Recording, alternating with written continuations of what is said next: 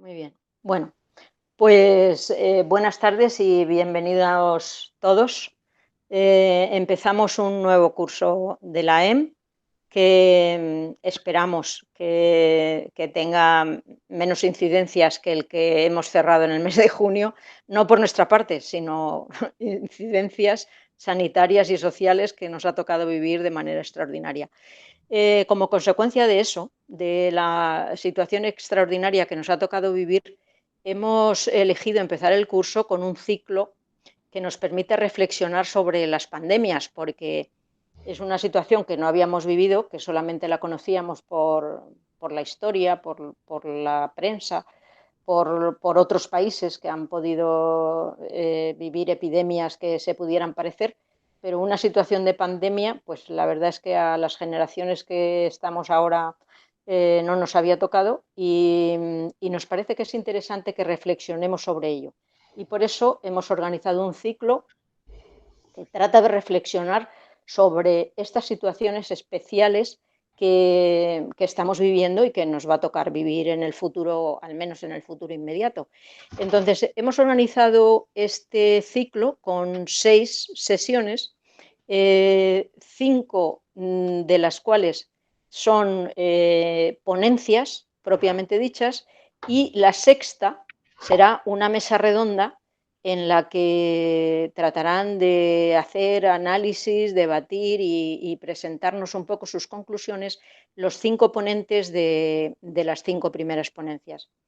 Entonces, en la primera ponencia que inauguramos hoy, Olga Gutiérrez Barbadillo nos va a hablar de algunas nociones básicas, muy básicas, dice ella, pero seguro que muy interesantes sobre los medicamentos de uso humano, porque nos parece que es una información que como ciudadanos nos interesará conocer.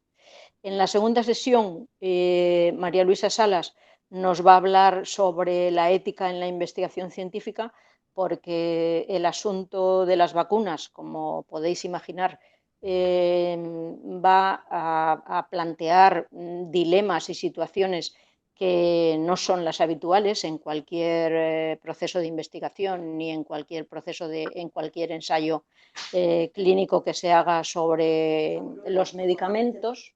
Que es un señor que A ver, perdón un segundo.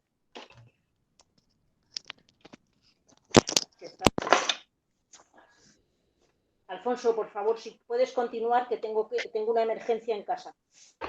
Bien. Bueno, pues como estaba explicando Aurora, bueno, yo en todas las reuniones que vamos a tener sobre el ciclo de pandemia voy a ejercer de moderador nada más, ¿vale? No voy a intervenir, pero sí, de alguna forma voy a moderar pues todas estas reuniones, de modo que, bueno, pues estaré cumpliré este rol, ¿no? Entonces, estábamos hablando de que las 5 sesiones que vamos a, digamos, a vivir pues de alguna forma tratan de ver un poco, pues, en su conjunto los aspectos fundamentales que tiene, pues, lo que es el desarrollo de las epidemias, pero fundamentalmente de esta, ¿no? Entonces, la primera sesión, ya lo ha dicho Aurora, pues Olga Gutiérrez nos va a hablar de lo que es, digamos, el uso de los medicamentos de uso humano, la nueva generación de medicamentos denominados biosimilares y todo el tema de los ensayos clínicos que está ahora mismo tan importantemente de moda por el relación con el desarrollo de las vacunas, ¿no? La segunda sesión es una sesión, yo creo que es muy importante porque es la que va a dar la doctora María Luisa Salas sobre todo el componente ético de lo que es la pandemia y de lo que supone la investigación científica en ese sentido, ¿no? Y vamos a abordar la situación en la que se encuentra la investigación en este escenario, ¿no? Es la ciencia fiable porque es una de las cosas que estamos viendo, ¿no? Que en estos momentos, por ese problema de desinformación que estamos viviendo todo el mundo, donde los medios de información oficiales están diciendo unas cosas, luego las redes sociales están diciendo otras completamente diferentes. La gente ya no sabe a quién hacer caso. Por ejemplo, salió el otro día una cosa muy curiosa y es que decía uno, los médicos dicen que hay que vacunarse. Miguel Bosé dice que no. Dice, ¿a quién hago caso? Y la gente se está planteando eso. Y esto es muy serio, ¿no? Que la gente se plantea a quién hace caso, si a un cantante o a un médico especializado en el problema, pues es una cosa que te hace pensar. ¿Qué es lo que está pasando, no? Entonces, este tipo de problemas, que es el problema de lo que es la ética y sobre todo del valor de la ciencia, el valor de la ciencia. Llevo 40 años de médico y es la primera vez que veo que la gente se cuestiona lo que dicen los médicos y los científicos. Es muy importante, ¿no? La tercera sesión la va a abordar el doctor Ignacio Moneo y va a abordar el problema de la inmunización de la población, es decir, qué hay de verdad o de mentira en el tema de las vacunas. Si podemos hacer caso a, digamos, a las investigaciones, si nos van a poner un chip que dice el Bill Gates que lo van a hacer, etcétera. Es decir, quitar, digamos, ficción, quitar todos los elementos distorsionadores de lo que es esta realidad para poder, digamos, de alguna forma tener una idea clara de lo que es, de las vacunas que se están en estos momentos. Es la primera vez que si se consigue una vacuna contra el virus del COVID en menos de un año, será el récord mundial de tiempo en el cual se haya conseguido una vacuna para, digamos, de una forma global general, ¿no? Eso es importante y de esto hablará el doctor Ignacio Moneo. La cuarta sesión, que la abordará otro médico, el doctor Julián Domínguez, es sobre la obligatoriedad y voluntariedad de las vacunas. Es decir, debe ser algo voluntario, debe ser algo obligatorio. Pues este dilema entre lo que es la voluntariedad y la obligatoriedad, y si se debe llevar un registro nacional o vacunal de gente vacunada, si debemos tener o no un DNI inmunológico, etcétera, que son otros temas que también importan porque son temas que afectan, por una parte, a la privacidad y por otra parte a los derechos, claro, porque el DNI inmunológico puede que con esto, si no estás vacunado, no puedas acceder a un puesto de trabajo, no puedes acceder a una serie de derechos que tiene todo el mundo y que en este momento pueden estar cuestionados. La quinta sesión es la de Sergio Caja, que es otro médico, que aborda el tema de la prevención con descubrimientos sorprendentes como la aplicación de la epigenética para averiguar si somos más o menos susceptibles a contraer la enfermedad. Es otro tema también de rabiosa actualidad, porque evidentemente hay gente que tiene más predisposición a contraer la enfermedad que otros, ¿no? Pues ya abordaremos eso. Y luego esta última reunión, que será una mesa redonda para poner, digamos, en una puesta en común de las ideas fundamentales que se hayan ido de alguna forma poniendo encima de la mesa entre cada una de estas reuniones, ¿no? Y ahora, pues, voy a hacer una cosa que es coger y presentar lo que es el ciclo, ¿vale? Esto que os he dicho, todo esto es lo que aquí está. Espera, si lo podéis ver en una ventana, compartir, ¿lo veis? ¿Se puede ver? ¿Sí? ¿Veis? Vale, bien, pues estas 5 sesiones es en la que va a consistir todo el ciclo de las reflexiones sobre la pandemia, ¿no? La primera de hoy, la de Olga Gutiérrez, la del 5 de octubre, que es la ética y la investigación científica, la del lunes 19 de octubre, que es la inmunología y las vacunas, la del lunes 9 de noviembre, que es la administración de las vacunas, y la del 16, que es la biotecnología y la prevención sobre todo ese tipo de enfermedades y la reserva, ¿no? Este va a ser, digamos, el plan de este ciclo.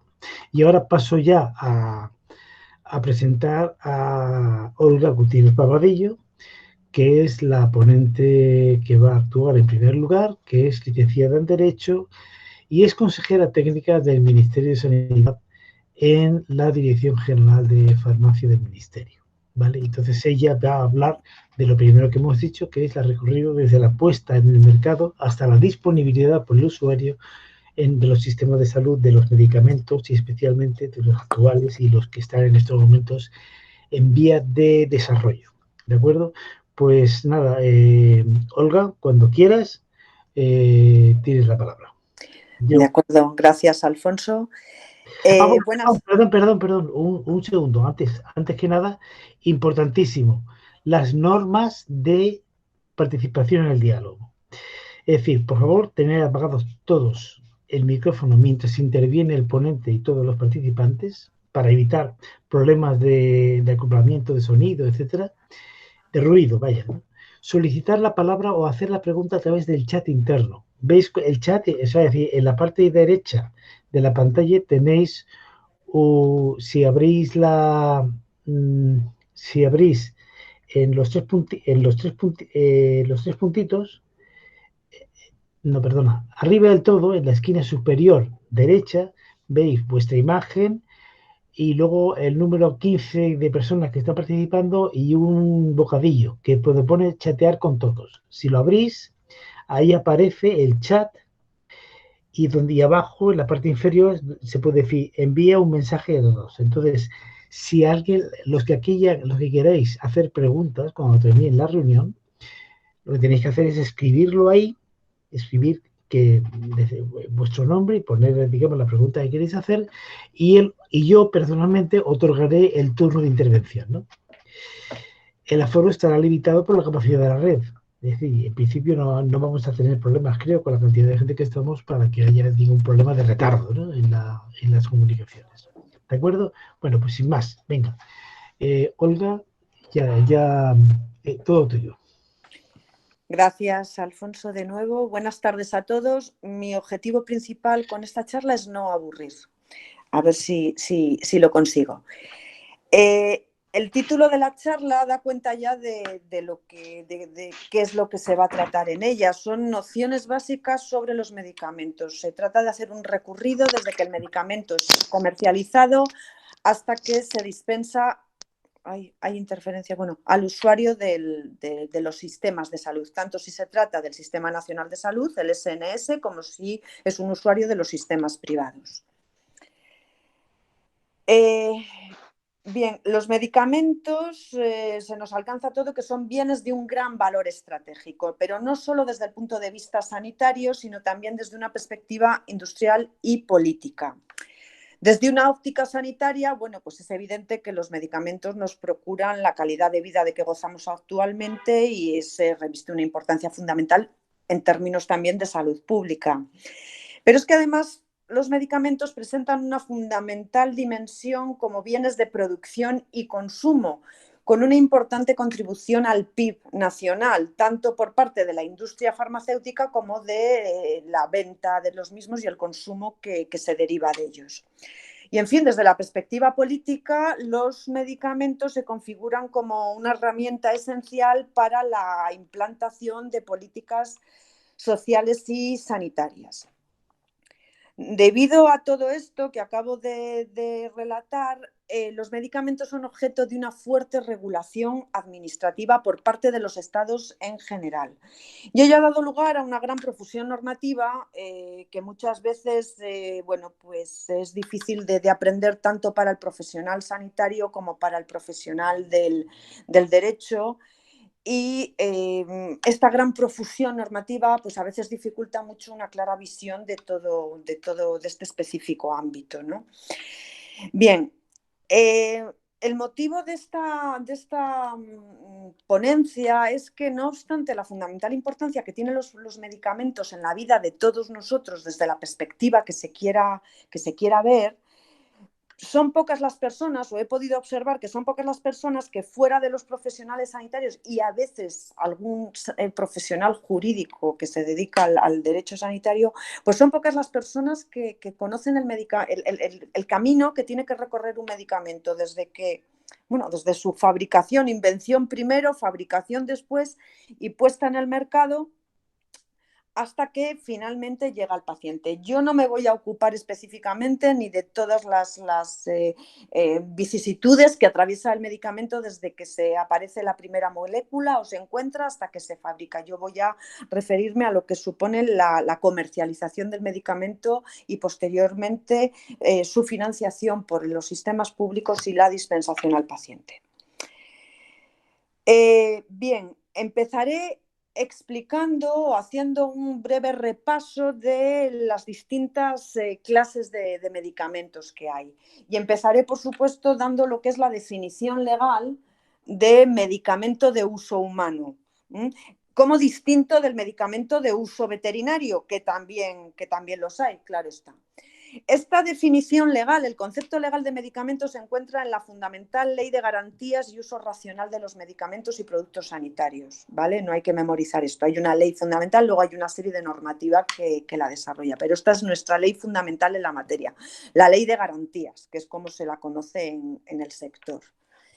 Pues bien, dice esta ley que medicamento es toda sustancia o combinación de sustancias que se presente como poseedora de propiedades para el tratamiento o prevención de enfermedades en seres humanos, con el fin de restaurar, corregir o modificar las funciones fisiológicas ejerciendo una acción farmacológica, inmunológica o metabólica, o bien de establecer un diagnóstico médico. En esta definición es importante desde un punto de vista sanitario, jurídico también, porque hay toda una serie de productos que se llaman productos frontera, que no son propiamente medicamentos. Y en este tipo de productos en los que se duda si eso no es medicamento, lo que dice el legislador es que si tenemos duda de si un producto es un medicamento, se le va a aplicar, se le va a considerar como un medicamento. ¿Por qué? Porque ello permitirá que se le aplique una normativa mucho más restrictiva y mucho más estricta que la que rige para otro tipo de productos que no son medicamentos. Es lo que se conoce como el principio de precaución. Ante la duda, es un medicamento y le regulo de manera muy estricta, mucho más estricta que pasaría, por ejemplo, me estoy refiriendo pues, a productos alimenticios, complementos alimenticios, preparados para regímenes dietéticos, en fin, una serie de productos que tienen una regulación menos estricta. Pues bien, por lo que respecta ya a lo que es la clasificación de medicamentos, desde un primer punto de vista distinguiríamos entre medicamentos de fabricación industrial y medicamentos elaborados de forma individualizada, que son las llamadas fórmulas magistrales. Estos últimos son los que preparan los propios farmacéuticos en las boticas, en las farmacias, bien en las farmacias, bien también en las farmacias de hospital, y son para pacientes individualizados, mientras que los productos o los medicamentos de fabricación industrial se fabrican de manera industrial, masiva, para todos los posibles pacientes. Pues bien, dentro de estos medicamentos de fabricación industrial hay una serie de medicamentos que tienen el título, que llevan la etiqueta de medicamentos especiales, que supone que son medicamentos que precisan de una regulación especial diferente a la de los medicamentos de fabricación industrial no especiales.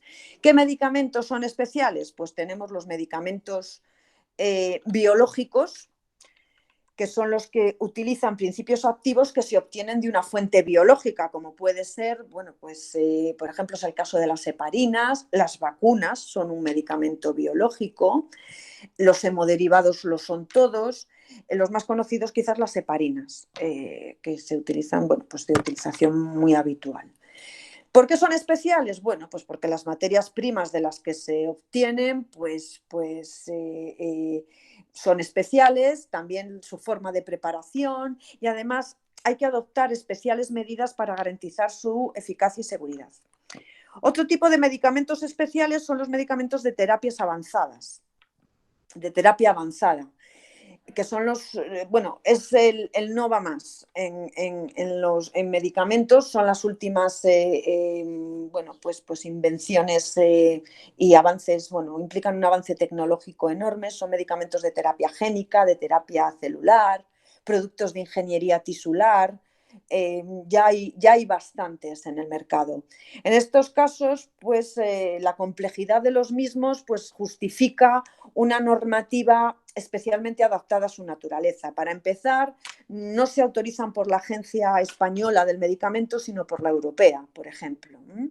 Y además se trata de medicamentos que tienen un coste elevadísimo. Apenas en España tenemos financiados dos, el Kymriah y el Yescarta, porque son, bueno, su coste es enorme, el precio que tienen, y además la aplicación, tanto la extracción de las células del paciente para su fabricación como la aplicación de los mismos exigen conocimientos especializados y solo puede hacerse además en hospital.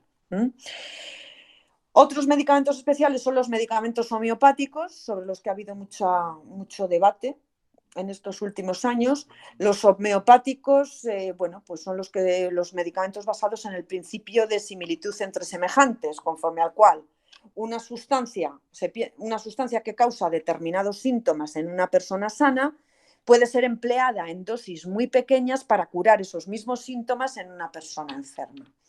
En estos casos también estos medicamentos utilizan materias primas, cepas, muy especiales y que pueden tener un origen mineral, vegetal, animal y humano. Esto es lo que justifica su tratamiento especial.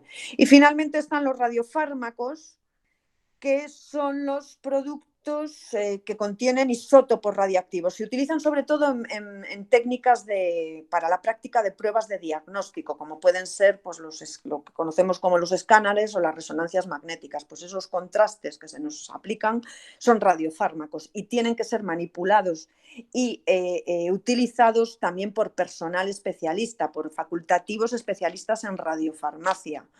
Y además se tiene que hacer en las unidades de radiofarmacia que están en los hospitales. Bien.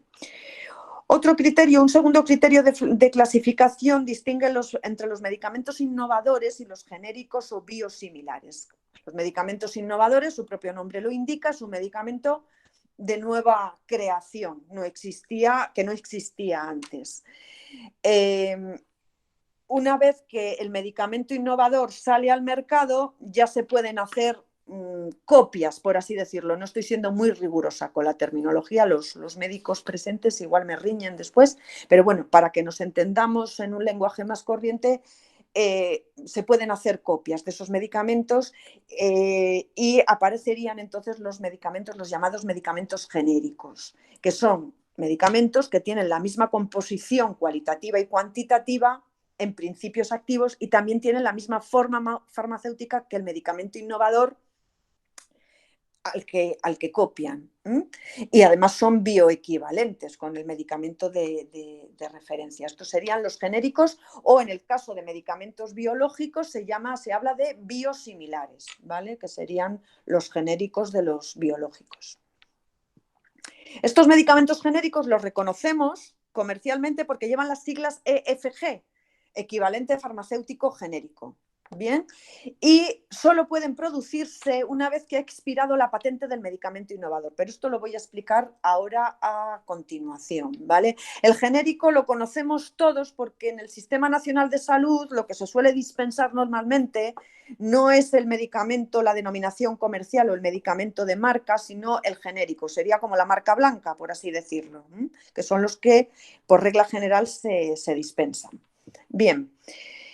Muy brevemente me referiré a los ensayos clínicos que tienen lugar, para decir simplemente que el ensayo clínico, ahora estamos hartos de oír lo de los ensayos clínicos de las vacunas. Bueno, pues es, digamos, como el paso previo que tiene que darse para comprobar que un medicamento es eficaz. Estos ensayos clínicos tienen que realizarse en condiciones de seguridad para los pacientes, por supuesto, para las pruebas sometidas a la prueba. Es decir, porque ya el ensayo clínico supone que la investigación está ya en una fase en que se va a hacer pruebas con seres humanos para determinar o confirmar los efectos clínicos, farmacológicos y farmacodinámicos de un determinado medicamento. En los ensayos, como estamos viendo ahora en la actualidad, se estudian y se detectan las reacciones adversas y se estudia también pues, otros aspectos de ese medicamento, como puede ser la absorción, el metabolismo y la eliminación del medicamento. Todo ello va dirigido a determinar pues, la seguridad y la eficacia del medicamento necesarias para poder ponerlo en el mercado. Estos ensayos clínicos tienen que ser autorizados. En el caso de España, la autorización la hará la Agencia Española del Medicamento. Bien, pues una vez que el medicamento, bueno, que ya se ha culminado con todos estos ensayos clínicos, el medicamento se patenta. Y aquí la patente, como cualquier invención, el laboratorio que lo tiene lo patenta. ¿Y esta patente qué le otorga? Pues otorga al inventor, al fabricante del medicamento, al inventor primero, al que tiene, al titular de la patente, le otorga un derecho a comercializar en exclusiva, a explotar ese medicamento en exclusiva durante 10 años. Durante ese periodo de 10 años no se pueden sacar medicamentos genéricos. Esto es así porque de lo que se trata con ello es de que el laboratorio que ha invertido mucho tiempo, muchos recursos y mucho dinero en fabricar ese medicamento innovador tenga un periodo lo suficientemente de tiempo, lo suficientemente amplio como para poder resarcirse de la inversión realizada. De alguna manera es un estímulo también a la inversión, el saber que el fabricante sabe que va a tener un tiempo en el que va a poder recuperar y hacer beneficios, porque al fin y al cabo los laboratorios fabrican medicamentos para hacer dinero. Esto es así. Pues bien, durante ese periodo de la patente no pueden salir los 10 años, no pueden salir medicamentos genéricos al mercado, porque el medicamento genérico ya por definición va a ser más barato, porque no ha tenido que invertir todo ese dinero y todo ese esfuerzo en la investigación de la molécula innovadora. Bien, respecto a la autorización de medicamentos, pues bien, una vez que el medicamento ya está fabricado y ya goza de su patente, en la mayoría de los casos se solicita la autorización. Es una autorización para poder comercializar, para poder poner el medicamento en el mercado. Esta autorización, en el marco de la Unión Europea, se realiza bien por la Agencia Europea del Medicamento, la EMA, que se la conoce por sus siglas en inglés, o bien por la Agencia Española de Medicamentos. Los medicamentos que autoriza la EMA los autoriza para todo el territorio de la Unión Europea. Los que autoriza la Agencia Española los autoriza para el territorio exclusivamente español. Bien, ¿cuáles son los criterios básicos para la autorización de medicamentos, para la autorización de comercialización? Pues son 3 fundamentales, que son calidad, seguridad y eficacia. El medicamento que vaya a ser autorizado tiene que asegurar que este producto es un producto que tiene una calidad aceptable, que reúne los estándares de calidad que fijan las agencias del medicamento y que además en un balance tiene que proporcionar un beneficio, es decir, el balance entre beneficio y riesgo tiene que ser equilibrado. Pero estas 3 cualidades o estos 3 criterios de calidad, seguridad y eficacia tienen que reunirse. A todo medicamento que está en el mercado podemos tener la seguridad de que es seguro, es eficaz y es de calidad, porque ya lo ha verificado previamente la agencia del medicamento antes de darle la autorización. El plazo de resolución, bueno, pues viene a tardar unos 200 días, más o menos, a veces algo más. Este es un plazo que rige tanto para la Agencia Española como para la EMA europea. Bien, una vez que el medicamento es autorizado, la Agencia Española lo comunica a la Dirección General de Cartera Común de Servicios y Farmacia. Esta Dirección General, que está adscrita al Ministerio de Sanidad, a la Secretaría de Estado de Sanidad, es la encargada de decidir de los medicamentos que se autorizan, cuáles financia y cuáles no. Esto tiene lugar la tramitación de todo este procedimiento tiene lugar en esta dirección general, que es en la que yo actualmente presto servicios. Bien, ¿cuáles son los criterios? No se financia todo lo que se comercializa. Esto fue así hasta el año 2012, en el que la financiación era no universal, era cósmica, probablemente, y el sistema sencillamente no podía con todo, porque se financiaba prácticamente todo. Actualmente la financiación es selectiva y no indiscriminada, es decir, se va a seleccionar de entre todo lo que hay qué se financia y qué no. ¿Y cuáles son los criterios? Bueno, pues no hay libertad de criterios en cuanto a esto, ni mucho menos. La ley de garantías y uso racional señala como criterios fundamentales para financiar o no los siguientes. Primero, la gravedad, duración y secuela de las distintas patologías, ¿vale? Para las que estén indicados los particulares medicamentos. Las necesidades específicas de ciertos colectivos también es otro criterio a tener en cuenta. Otro criterio es el valor terapéutico y social del medicamento y el beneficio clínico incremental del mismo, teniendo en cuenta esa relación coste-efectividad. El cuarto criterio es el de la racionalización del gasto público. Hay que medir el impacto presupuestario que tiene ese medicamento en el Sistema Nacional de Salud. Y luego otro criterio que se toma en consideración también es la existencia de alternativas terapéuticas para las mismas afecciones, que existan a menor precio o inferior coste de tratamiento.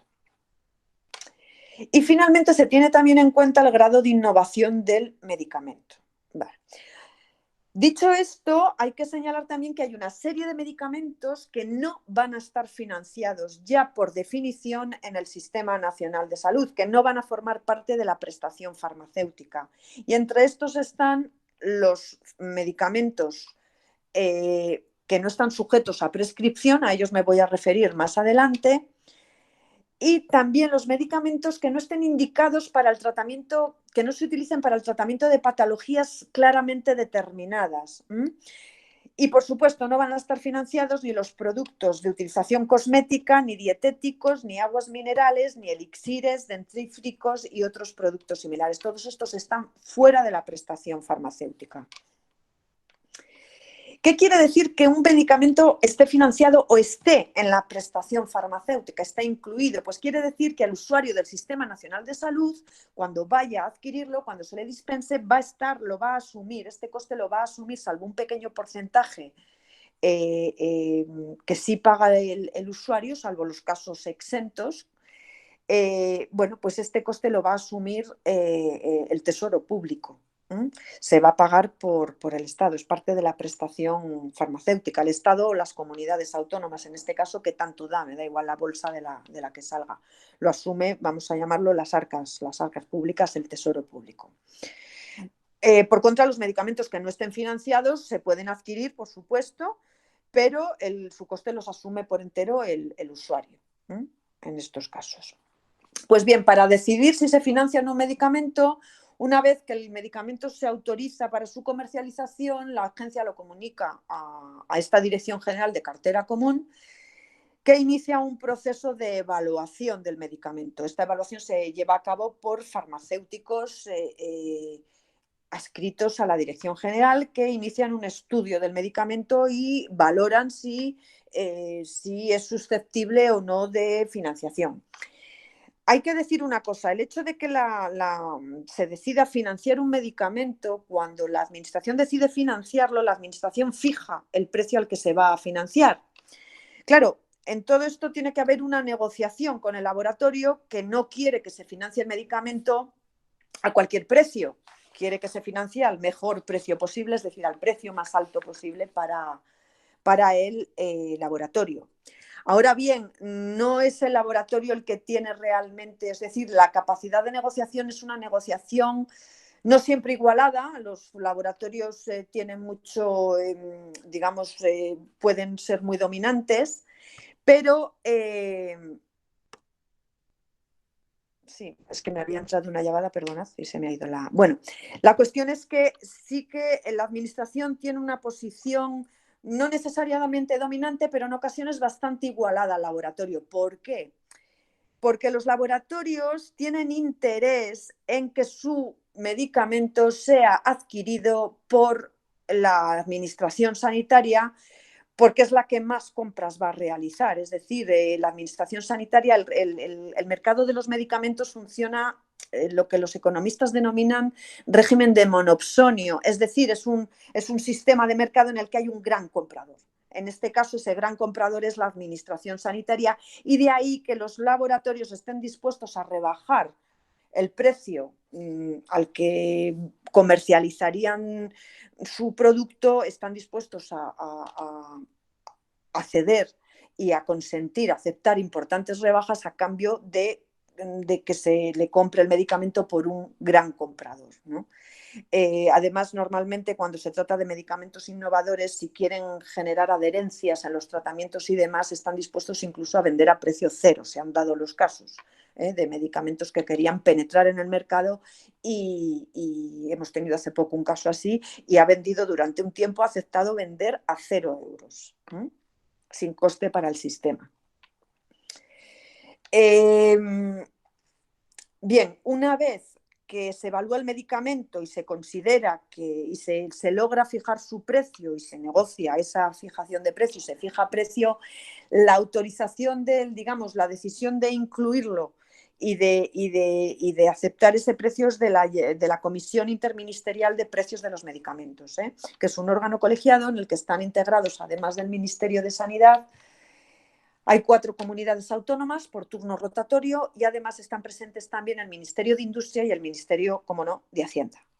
Es esta comisión la que decide el precio al que se financian los medicamentos. Contra esta decisión se puede recurrir por los laboratorios, de hecho hay muchos recursos, y en última instancia se puede plantear un contencioso ante los juzgados de lo contencioso también, para que resuelvan. Este precio que se fija inicialmente se puede revisar posteriormente tanto al alza como a la baja, tanto de oficio por la Administración como a solicitud de los laboratorios interesados. Y bien, respecto, esto sería hasta la financiación, en lo que hace a la financiación de los medicamentos, y por lo que respecta a la prescripción de medicamentos. Bien, la prescripción de medicamentos, una vez que el medicamento está autorizado y en el mercado, se puede prescribir. Hay libertad de prescripción. En el caso del Sistema Nacional de Salud, se van a prescribir inicialmente los medicamentos que estén incluidos en la prestación, es decir, los que tienen financiación. Esa es la regla general. No se van a prescribir medicamentos de fuera que no estén incluidos en la financiación. La prescripción que haga el médico se incorpora en un documento que recibe el nombre de receta. Actualmente funcionamos además en el Sistema Nacional de Salud con la receta electrónica, la cual ya se está implantando poco a poco también en los sistemas privados de salud, que llevan cierto retraso en cuanto a esto. Bien, en la prescripción el médico puede prescribir o bien la marca comercial o bien el genérico. Vale, y en este sentido, la prescripción va a ser con carácter general por principio activo. Se va a indicar el principio activo que se prescribe. No se va a decir ni el nombre del medicamento y tampoco se va a prescribir necesariamente por genérico. ¿Qué ocurre? Que cuando llega el momento de la dispensación, la norma dice que en principio y con carácter general, cuando se trate de nuevos tratamientos, el farmacéutico nos va a dar el genérico. También cuando se trate de enfermedades crónicas, ahí nos va a dar el farmacéutico, lo que nos va a dispensar es el medicamento genérico.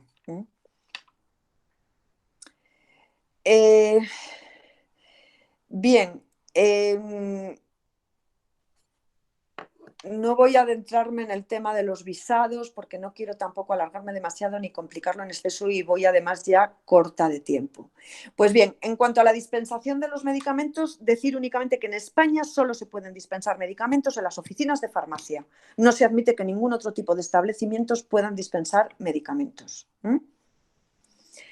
aquí hay que ir a la oficina de farmacia. En este sentido, la legislación española es muy, muy restrictiva, a diferencia de otros países que sí se pueden vender medicamentos, sobre todo medicamentos sin receta, se pueden adquirir en establecimientos distintos de las farmacias. No es el caso de España. En España hay que ir siempre a la farmacia, aunque se trate de medicamentos sin receta.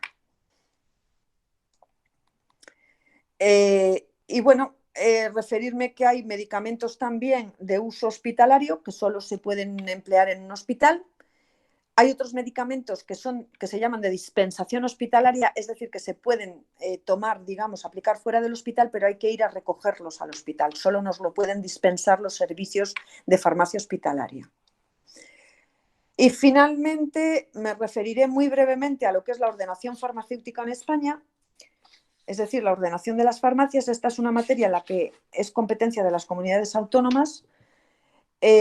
Con carácter general, habría que ver cada ley de ordenación farmacéutica porque hay diferencias en cuanto a dónde pueden instalarse farmacias y los requisitos que deben reunir en cuanto a instalaciones locales y demás.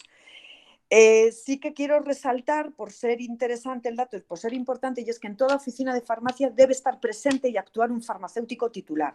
Nos puede atender un auxiliar de farmacia, pero tiene que haber y se puede reclamar la presencia del farmacéutico titular, que tiene que estar presente. Y si no está él, porque está de vacaciones, porque está enfermo, porque no puede acudir ese día, tiene que haber un farmacéutico sustituto. Esto es exigible, porque la dispensación de medicamentos la tiene que hacer un profesional farmacéutico. Otra cosa es que la farmacia pueda estar atendida por auxiliares de farmacia o personas que no ostentan esta titulación, pero desde luego tiene que estar presente, físicamente presente, el licenciado titular. Además, la titularidad de las farmacias solo la puede tener un farmacéutico, un titulado farmacéutico, la autorización administrativa, como tal. Además de tener que estar, ya lo digo, insisto en esto, tiene que estar presente. Y luego, bueno, pues los datos de oficinas de farmacia en España hay más de 22.000. Este es el dato último de 2018.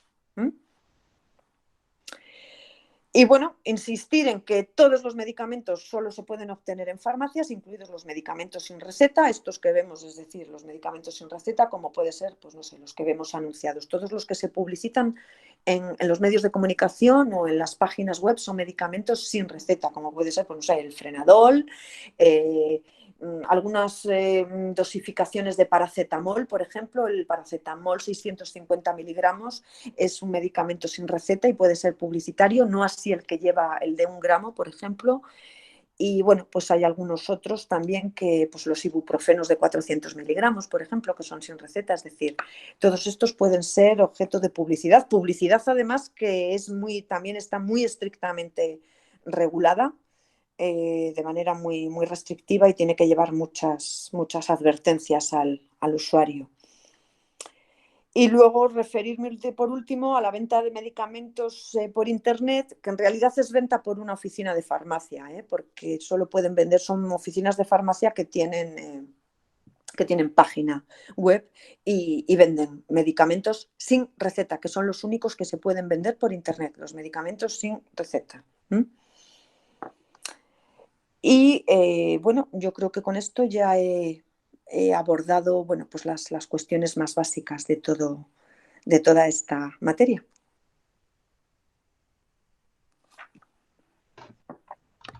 Pues muy bien, Olga. La verdad es que es una exposición. Yo he cogido notas, me he liado a coger notas porque yo creo que es interesantísimo. De todas formas, saber que, como siempre, digamos, tratamos de hacer, primero está la conferencia grabada, con lo cual pues se podrá, digamos, acceder a ella en la página web de la AEM. Y por otra parte, pues siempre tratamos de hacer un resumen, una especie como de monográfico, con el resumen de las ponencias que todos nosotros hacemos en estas conferencias, ¿no? Bueno, pues ahora ya la cuestión es un poco abrir el turno de preguntas y ya digo, para hacerlo, lo que podéis hacer es en el chat, en la opción del chat que está arriba en la posición superior derecha de la pantalla, pues abrís esa pestaña de donde viene el símbolo del bocadillo, como en los tebeos, ¿no? Y ahí podéis poner abajo y a la izquierda, pues donde pone envía un mensaje a todos, pues os ponéis el nombre y la pregunta que queréis hacer, y luego ya os doy paso para que lo digáis abiertamente. Así que nada, se abre el turno de preguntas.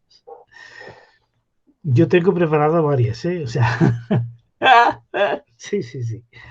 No te vas a quedar sin responder. Venga, No me libro. no te digas. Bueno, a ver si las puedo responder, que esa es otra.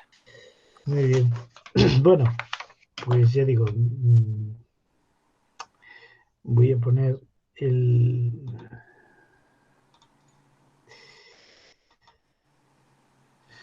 Bueno, voy a empezar a abrir boca y voy a empezar por hacerte... bueno, la verdad es que tengo algo así como 7 preguntas, ¿eh? Bueno, voy a empezar por la primera que me ha surgido en relación a una cosa que cuando yo hice la especialidad de microbiología, pues nos advirtieron a los residentes, que es la calidad de los medicamentos genéricos. Quiere decir, sobre todo los antibióticos, que son los medicamentos que nosotros hemos manejado siempre, pues siempre hay, con independencia del periodo digamos, de la patente, de vigencia de la patente, que son 10 años, cuando ya se abre, básicamente es lo que se suele hacer, y respóndeme en contra si no es así, es que el laboratorio principal, que es el que fabrica el principio activo, lo que hace es vender a granel ese principio activo, y luego los diferentes laboratorios que lo compran, pues cogen y los envasan, ¿vale? Entonces, en ese tránsito de venta del principio activo a granel hacia terceros laboratorios, y estos los envasan y los comercializan, nos decían, hay un ligero descenso de la calidad de la materia. Entonces, siempre, a ser posible, hay que prescribir medicamentos del laboratorio que genera el principio activo. Ya, la marca comercial. Eso es. ¿Qué puedes decirme respecto a eso? Pues no te voy a poder contestar. Es posible, no, pero yo no soy farmacéutica. Quiero decir que realmente esto te lo tendría que contestar alguien que se dedique a la evaluación de medicamentos, que son los que conocen, sí, que son los que estudian los ensayos, los estudios de bioequivalencia, los que hacen la comparación. No te lo puedo decir. No lo puedo decir. Hombre, no, porque además, bueno, la respuesta que te voy a dar sería una respuesta más bien de andar por casa, y no tengo una opinión formada porque no tengo un criterio tampoco técnico para poder hacerlo. Pero puede ser, José Alfonso, puede ser perfectamente que yo sea así. De hecho, bueno, pues hay facultativos que prefieren prescribir las marcas, claro, digamos los innovadores y no los genéricos, y eso será por algo. No creo que nadie quiera, a ver, es que en todo esto es un mundo también muy proceloso, ¿eh? El mundo de los medicamentos. Hay mucha publicidad, los laboratorios invierten mucho dinero en la visita médica, en publicitar medicamentos, en fin, que no sabe uno nunca qué hacer, pero bueno, los facultativos entiendo que cuando prescriben lo hacen en conciencia. Más allá de que bueno, ya digo, de que te quiera más un laboratorio u otro, que ya digo, todo eso, toda esa hospitalidad y bueno, pues visita médica además existe, y existe por algo.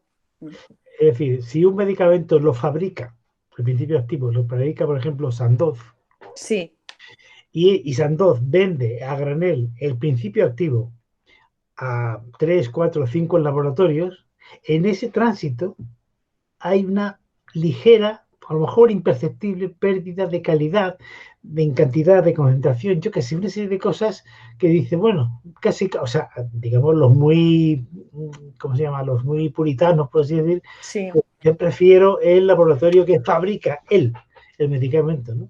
Pero en fin, eso es un tema que bueno, se entiende que no que no tiene por qué. Bueno, en principio, desde el punto de vista de la seguridad, calidad y eficacia, son equivalentes. Son equivalentes. Esto pasaría como con las marcas blancas. Pues ya el consumidor que prefiere uno, ¿no? Exactamente. Bueno, voy a dar paso a Ignacio, que te pregunta lo siguiente. Dice, muchas gracias por tu charla, Olga. Mi pregunta es, ¿existen procedimientos rápidos para autorizar medicamentos como las posibles vacunas contra el coronavirus? A ver, no soy experta en ello, pero creo que sí, que hay procedimientos abreviados, ¿eh? Hay un procedimiento de autorización rápida. No te puedo decir ahora más, no tengo aquí la ley, pero sí que los hay, sí que los hay. Lo que pasa es que esto ya es competencia más propiamente de la agencia, entonces, pero yo creo que sí, que hay procedimientos más rápidos para la autorización. Es decir, al fin y al cabo, el plazo que os he dado de los 200 días, pues supongo que pueda reducirse, según además es decir, que son plazos que tienen que ver pues, con la carga de trabajo de las unidades competentes y demás. Y sí que arbitra la ley un procedimiento más rápido, estaría el ordinario y un procedimiento más abreviado. Ahora bien, no sé en qué caso se puede seguir este último. Supongo que en el caso de la vacuna, en el caso de la vacuna del COVID va a venir autorizada, supongo que ya por la agencia, es decir, o trae ya una autorización de algún otro país que posiblemente corran más, o de la propia EMA, la agencia europea. Muy bien. La siguiente pregunta te la hace Pilar Barrientos. Y la pregunta es, ¿por qué no se hacen medicamentos compactos? Es decir, que sirva para las patologías más usuales, como colesterol, diabetes, hipertensión, normalmente todas juntas. ¿Por qué no se hacen pastillas justas o aproximadamente más justas? Perdón. Sí, vale.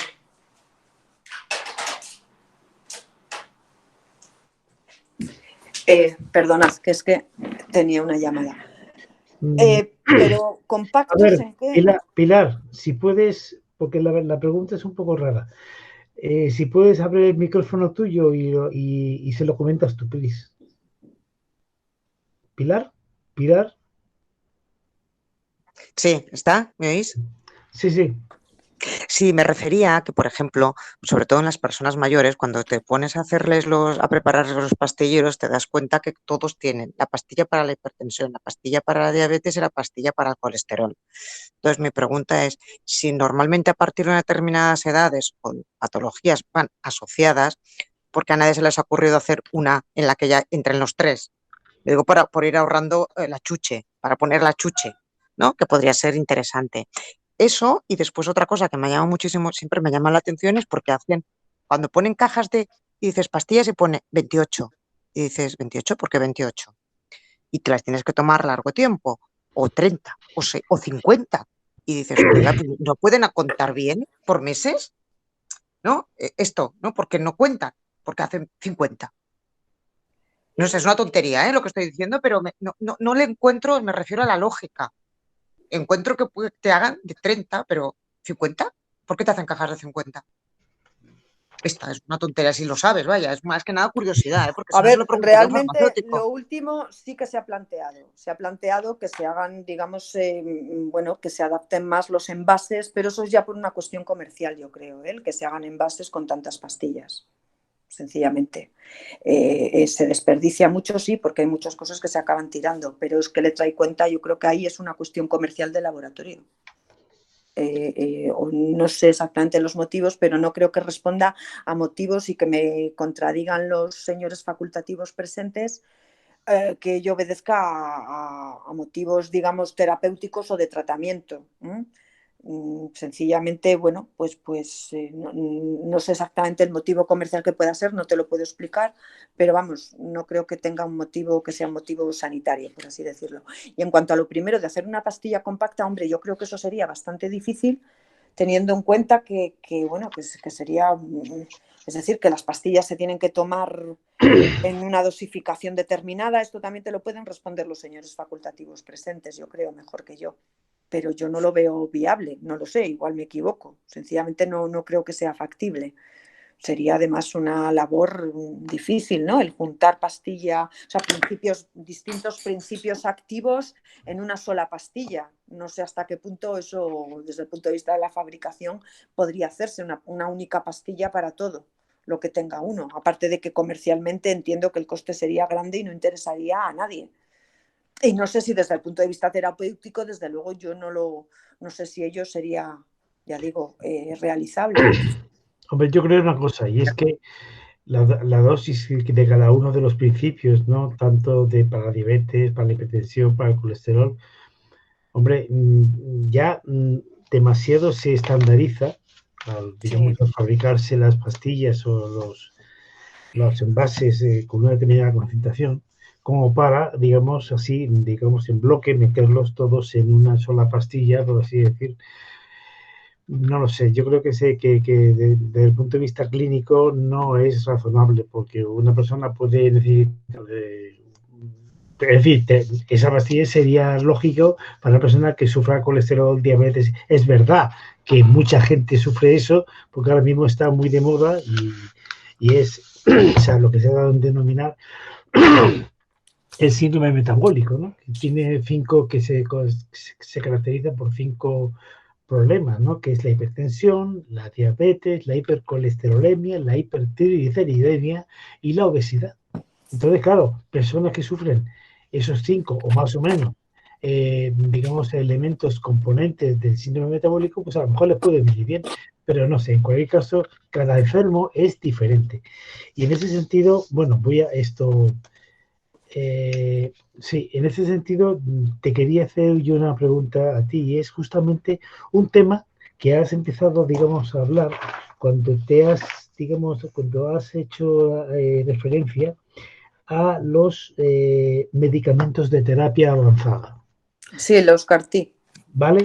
Entonces, esos medicamentos de terapia avanzada, genómica, etcétera, en estos momentos, y vamos a entrar ya, si no estamos entrando, vamos a entrar en una época en la cual se va a poner, digamos, se va a generalizar, tardará años, pero bueno, pues se va a generalizar lo que se está llamando medicina de precisión.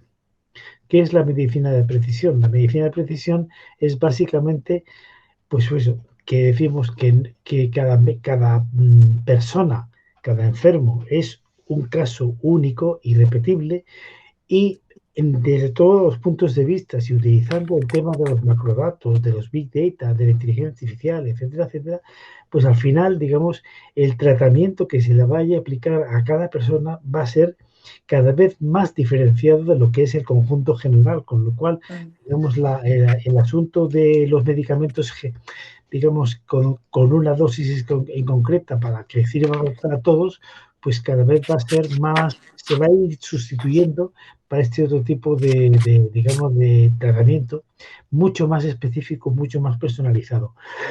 No sé hasta qué punto, digamos, la industria farmacéutica actualmente y ni siquiera la medicina está, digamos, en estos momentos adecuada o adaptada a este nuevo tipo digamos, de medicina de precisión, en la cual la genética va a ser un elemento, un componente muy, muy, muy destacado. Hasta qué punto, digamos, esto va a ser en el medio plazo, no digo en el corto, ni siquiera en el medio plazo posible, ¿no? Pero por eso quiero decir digamos, que se avecina en los próximos años o décadas, pues un cambio radical en lo que es la prescripción farmacéutica. Sí, lo que pasa que son medicamentos muy caros. Sí, es decir, estamos hablando de medicamentos que la dosis viene a costar unos 200.000 euros. Es sí. decir, son de una única dosis, en fin, pero sencillamente, bueno, pues los sistemas sanitarios no lo pueden asumir. O para casos muy concretos. Aquí en España, ya digo, hay 2 financiados. Yo pienso que realmente no se pueden asumir a ese coste, es una opinión mía personal, pero bueno, los órganos competentes para decidir esto, pues la Comisión de Precios estimó que sí y ahí están financiados, pero ya digo, a un coste, bueno, disparatado. Entonces se está trabajando en esto, hay mucha inversión actualmente y claro, grandes laboratorios tipo Novartis, tipo Gilead, son los que están invirtiendo y bueno, ahí está, desde luego, sí. Sí, el problema es su financiación para que llegue a todo el mundo. Muy bien, pues yo ya digo, tengo preguntas para dar y tomar, así es que Bueno, ya pero no. voy a aprovechar. Y no, otro de los temas también que desde el punto de vista del ejercicio profesional también interesa saber y conocer es el tema de los laboratorios lejanos. Quiero decir, dentro de lo que es los laboratorios farmacéuticos, hay laboratorios, pues bueno, de reconocido prestigio, tanto europeos como norteamericanos, como japoneses, etcétera, etcétera. Y hay laboratorios pakistaníes, indios y de otros países que, bueno, te dan unos precios bastante razonables, ¿me entiendes? Entonces, tenemos riesgo de que por razones económicas nos invadan medicamentos de países cuya calidad no es mucho menos comprobada. Hombre, yo creo que no. La autorización que dan las agencias, tanto la española como la europea, se basa en los criterios que os he dicho y no mira Sí. al laboratorio que lo produce, mira al producto. Ah, pues, Entonces, en principio, ahí lo fundamental no es el precio. Es que, de hecho, no creo que la cuestión del precio a lo que lo va a comercializar forme parte del expediente autorizatorio. Esa es una parte que viene después, cuando se decide si se financia o no por los sistemas públicos de salud. Pero en la fase de autorización, de hecho, vamos a ver, además hay una cosa aquí. Una vez que se obtiene la autorización de comercialización, el laboratorio puede o no comercializarlo. Tiene 3 años para hacerlo. Y si no lo hace, tendría que solicitar una nueva autorización, ¿de acuerdo? Pero hay veces, hay medicamentos autorizados que no llegan a comercializarse. Ajá, O sea que, y además, no sé, mira, me vais a disculpar porque me llaman a la puerta, es un segundo solo. Muy bien. Pues nada, la verdad es que en espera de que venga esa mujer, la verdad es que todo lo que ha dicho, por lo menos para los profesionales, nos viene muy bien conocer estas cosas, porque muchas veces estamos, digamos, trabajando y manejamos este tipo de, de medicamentos y demás, pero luego los intríngulos que están debajo de todo esto, pues la verdad es que no se conoce muy bien, ¿no? Así es que yo creo Ya estoy de vuelta. que estaba comentando que ha sido una exposición bastante interesante. Pues gracias. Para los profesionales te garantizo que sí. Y yo creo que para la gente en general también, ¿no? También porque, bueno, es un poco despejar dudas sobre muchas cosas interrogantes de un sector que es bastante, digamos, no digo oculto para la gente, ¿no? Pero claro, es que el consumidor medio no tiene por qué saber todo ese tipo de cosas, ¿no? Y a veces pues, surgen dudas que es importante, digamos.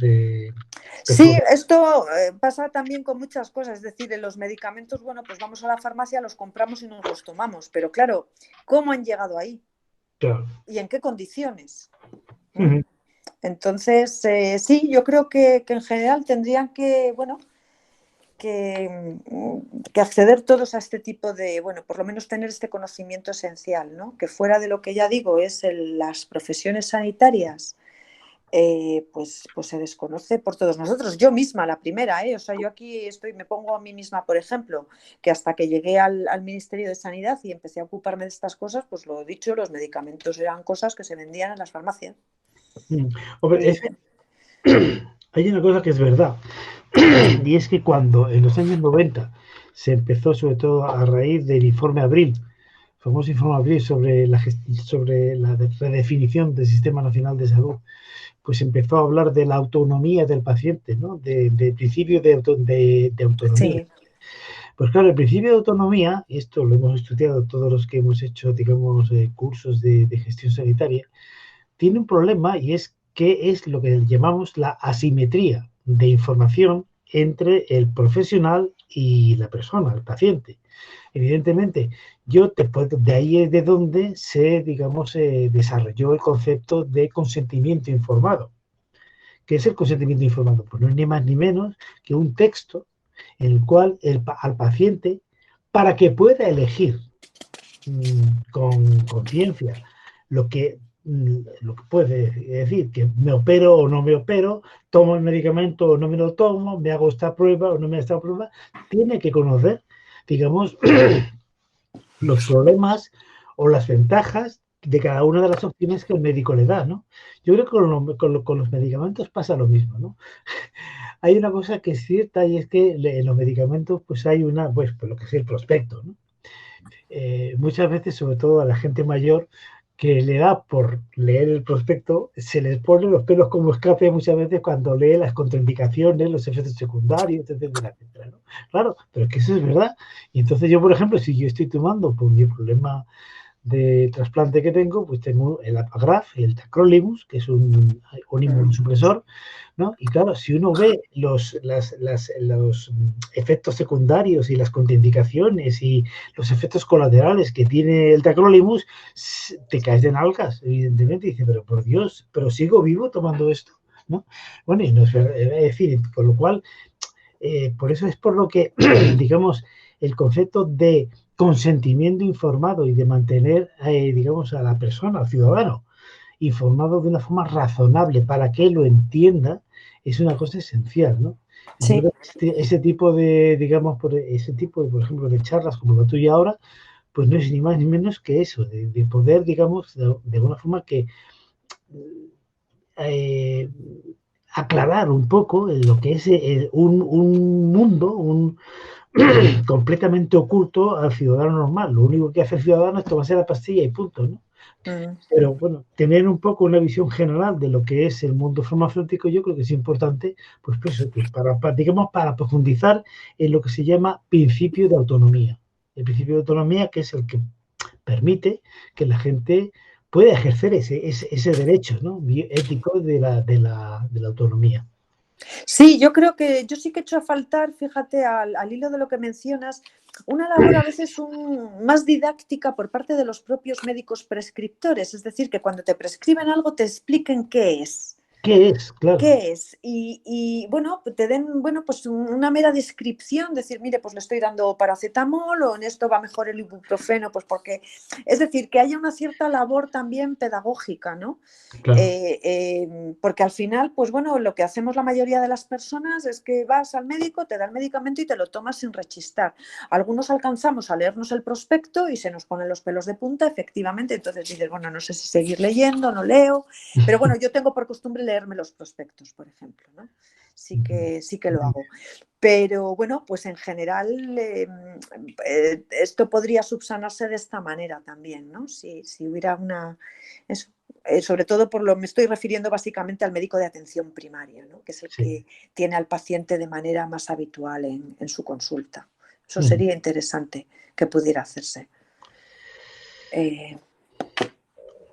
Bueno. Muy bien, pues oye, lo primero de todo es darte las gracias. Ya me las has dado, gracias otra vez por darme las gracias. Y también gracias a todos los que habéis participado, sí, yo también lo al menos escuchando, digamos, esta charla, y espero que os haya, digamos, que os haya aportado pues un plus de conocimiento sobre lo que es este mundo, que es extraño, eso está oculto al conjunto de la ciudadanía, y que en estos momentos, y ya lo veremos en las próximas sesiones, pues digamos, el ciudadano tiene derecho a saber lo que se avecina. Y lo que se avecina no es ni más ni menos es, ¿me vacuno o no me vacuno? Esto, ¿hago caso digamos, a los criterios oficiales?